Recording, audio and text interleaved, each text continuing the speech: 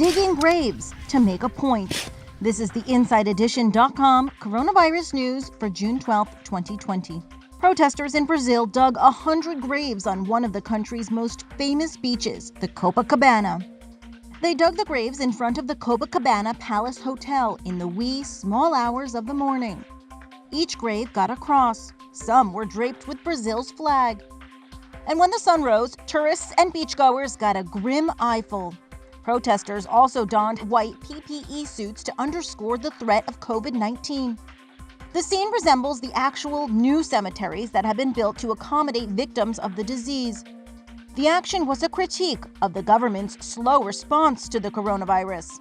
Many are critical of the country's far-right president. He's calling the coronavirus a little flu, and he's threatened to use the military to tighten his grip on power in response to criticisms over his pandemic response. Elsewhere in Brazil, the country's indigenous communities say they are being neglected.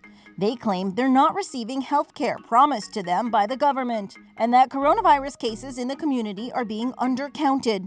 Brazil boasts the world's second largest coronavirus outbreak, even as businesses in the South American country are being allowed to reopen. Now, Inside Edition's Les Trent reports on how to stay safe during a visit to the doctor. I'm here for my visit. Norma Jean Oban is diabetic, and regular blood work is essential. We were with her as she returned to her doctor's office for the first time since the pandemic hit. Pressure is great. In her case, with her medical issues, she needs a personal visit because we need to check some blood work. There is a checklist you need to be aware of before you visit your doctor to avoid catching COVID-19. First, only go in person if you have a serious medical issue that can't wait. Otherwise, make a virtual appointment. Ask ahead about your doctor's check-in process. Make sure your doctor has enough PPE. Ask about their process for sterilizing the office. And make sure your doctor has a safe waiting space. Norma Jean also asked some important questions before her appointment. I did ask, how many people are ahead of me, how many people will be in there with me. Oh, I see you have a shield up here now. Dentists are taking similar precautions, as I found out when I visited my own dentist. It's usually one person at a time, so no one really has to sit in the waiting room. I'll greet them as I greeted you when you come in,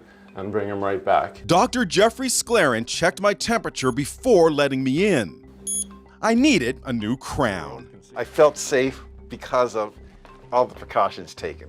And Inside Edition Digital's Mara Montalbano shares a story of a retired doctor who's still working to defeat the coronavirus.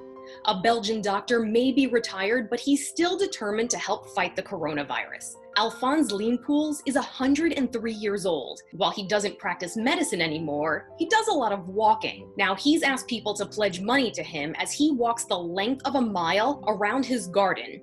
In increments, of course, throughout the month of June. Now, if this story sounds familiar, it's because it was inspired by a story out of England where British veteran Tom Moore walked 100 laps around his garden ahead of his 100th birthday to raise funds for his country's National Health Service. Moore ended up raising $40 million. He earned a Guinness World Record for the most money raised by an individual through walking, and he's also going to be knighted by the Queen. Now, can Alphonse beat that amount? We'll just have to wait till the end of the month to see.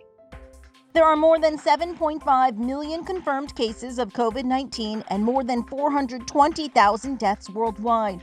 There are more than 113,000 deaths in the United States. For more on the coronavirus pandemic, visit InsideEdition.com.